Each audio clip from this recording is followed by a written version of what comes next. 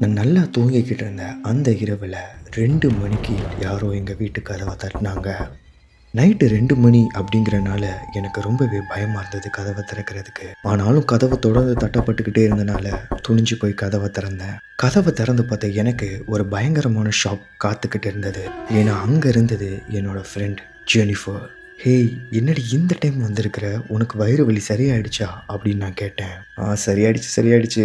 எவ்வளோ நாள் தான் நானும் அங்கேயே இருக்கிறது? என்னோட ஃபேமிலி எல்லாமே நான் நைட்டோட நைட்டா ட்ரெயின் ஏத்தி விட்டுட்டேன். இப்போ வீட்டுக்கு வந்து நிம்மதியா ரெஸ்ட் எடுக்கலான்னு பார்த்தா, இங்க வந்து நீ கேள்வியா கேட்டுக்கிட்டு இருக்கன்னு சொல்றாங்க. இத கேட்டு நான் சந்தோஷப்பட்டாலும், வேலை பார்த்துட்டு வந்த டயர்ட்னால எனக்கு தூக்கம் வந்துருச்சு. நானும் தூங்க போயிட்டேன். அவளையும் தூங்க சொல்லிட்டு.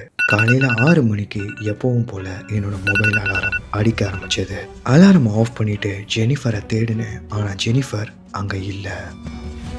வீடு ஃபுல்லா ஒரு இடம் விடாம தேடி பார்த்துட்டேன். ஜெனிஃபர் எங்கேயுமே இல்ல. சரி, அவ நம்பருக்கு கால் பண்ணி அவ எங்க இருக்கான்னு கேட்கலான்னு பார்த்தா, நான் அப்பதான் ஒண்ணு யோசிச்சு பார்த்தேன். அட, நம்மளோட மொபைலே சைலண்ட்ல தானே இருக்கு. ஒருவேளை அவ நமக்கு கால் பண்ணியிருந்திருக்கலாம் அப்படின்னு சொல்லிட்டு நான் என்னோட மொபைல் எடுத்து பார்த்தேன். நான் நோட்டிஃபிகேஷனை பார்க்குறேன். எனக்கு நிறைய கால் வந்திருக்கு. ஆனா அது ஜெனிஃபர் கிட்ட இருந்து இல்ல, ஜெனிஃபரோட அப்பா கிட்ட இருந்து. சரி, நைட்டு சொல்லாம ஊருக்கு கிளம்பிட்டார்ல, அதை சொல்ல தான் கால் பண்ணியிருப்பாருன்னு நினைச்சிட்டு நான் மறுபடியும் அவருக்கு கால் பண்ணேன். ஆனா அட்டன் பண்ணது ஜெனிஃபரோட அப்பா இல்ல, அம்மா.